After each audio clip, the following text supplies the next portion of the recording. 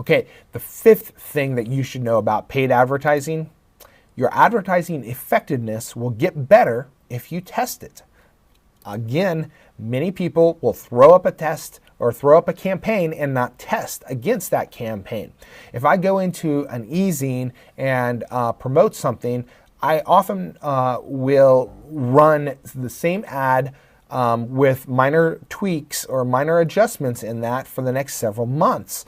I want to see if there's something different that I can do with that offer that will allow the persons to actually buy through me more effectively. It also testing allows you to weed out those poor performing ads. So maybe the first month I went in and got very few ads or very few sales, that might be because my ad wasn't written very well. And then the next month I can go in and do better. Now, if I go in 2 or 3 times and pay that fee and I'm not getting sales out of it, and that's the measurable that I'm looking for, then it's probably not me. It's probably not my advertising. I just basically, at that point, I tested that e-zine letter or that e-zine list, and the list was not good for me. So at that point, I've tested, and now it's time to move on to something else. You can optimize strong performing controls. That means even when you find a control, the whole process of testing, and in this case, a control being a winning campaign.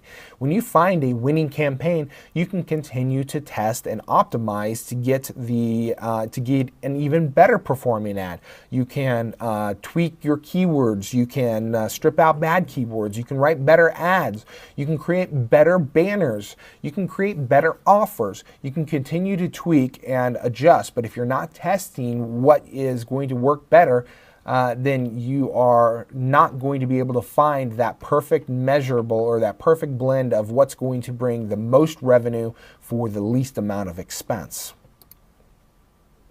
And again, the last thing here is you can scale winning campaigns. That's very important.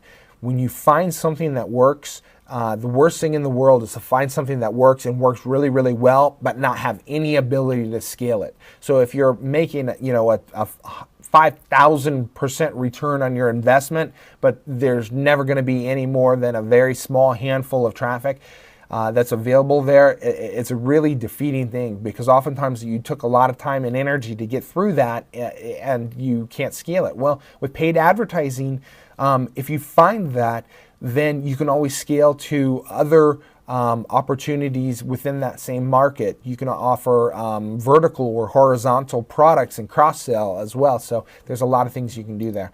And I guess that wasn't the last thing. The last thing here is promote vertical opportunities to winning lists. So if you find a winning list, if you find a winning offer, and you basically have nailed it, and you've got nothing else that you can get out of that, you've basically capped out and it's the biggest you're going to do, then you can actually take a product or service that is a vertical to yours, something that's similar that the market that you are already marketing to is interested in, and you can actually throw up a paid advertising campaign for that exact product as well, and basically work on doubling your revenue.